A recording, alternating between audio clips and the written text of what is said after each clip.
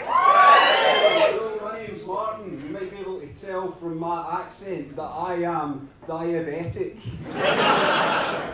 I don't make any sense as a person, I'm well aware of that, right? I'm from Scotland and I sound Scottish, but I look inexplicably Portuguese. It's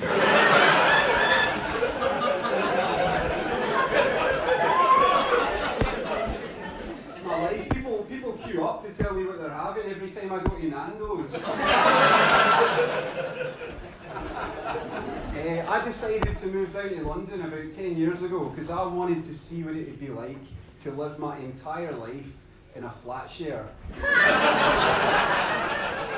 So, I mean, see, before I moved to London, I'd never heard foxes having sex. Have you heard foxes having sex? Yeah. I think they enjoy it too much. So, I mean, every time two foxes start getting it on, every other fox in the neighbourhood goes up. Sounds like Susan's getting pumped. Like, if you're a fox, you can't even masturbate without all your friends hearing you screaming. You ever wonder if those screams that wake you up in it are just a fox having a wank? But like, I don't have like a tough guy vibe, right? I don't have like a hard man vibe. I learned that quite young. I learned that when I was about 16. Me and my mates were hanging out with this guy who's telling loads of jokes. At one point, he turns to me, he says, "Mate, do you mind if I tell a homophobic joke?" And I was like, "Yeah, mate, whatever you want to do." And then without asking anyone else, he starts telling the joke. So I'm sitting there 5 seconds later thinking, wait, why the fuck did he just ask me that? I've got to prove to all my mates that I'm not gay. So I decide what I'm going to do is when this guy gets to the punchline, I'm just going to laugh. Whatever he says, I'm just going to laugh. Right? Show everyone that Martin's not gay. Right? Guy tells his joke. I start howling with laughter. Turn round, none of my mates are laughing. One of them turns to the guy and says, "There's nothing funny about homophobia, mate. If you think homophobia is funny, then you're just gay yourself and you don't know how to come to terms with it, just like Martin."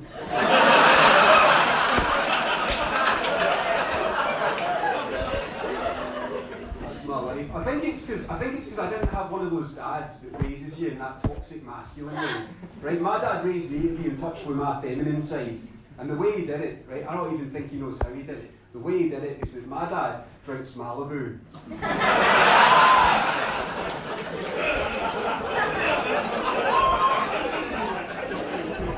My dad also listens exclusively to the music of Shania Twain. You know how hard it is trying to convince the other boys not to mess with you when every time you get in your dad's car he's listening to "Man, I Feel Like a Woman." It's not easy, but I do have like some like hard man traits, right? I sometimes get irrationally angry about things. Like, do you know those t-shirts that say "I survived a 10k"? Did you, mate? You survived going for a run. You can't survive something if you chose to do it, right? I saw a documentary about a guy that fell in a ravine for 3 days. He doesn't wear a t-shirt that says "I survived ravine weekend."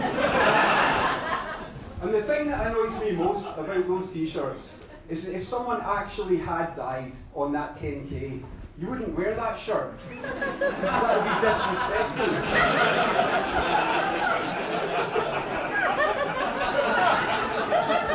That's the only time it would be relevant. Because I'll guarantee that none of you since 2013 have seen anyone wearing a t-shirt that says "I survived the Boston Marathon."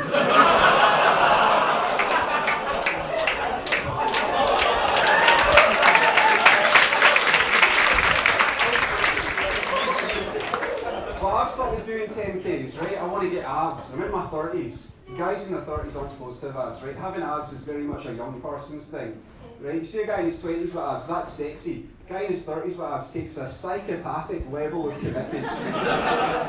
And nobody even cares either. That's the saddest thing, right? The only compliment I've had about any part of my physique was from the cashier at Boots when he said to me that my forearms were proper nice, man.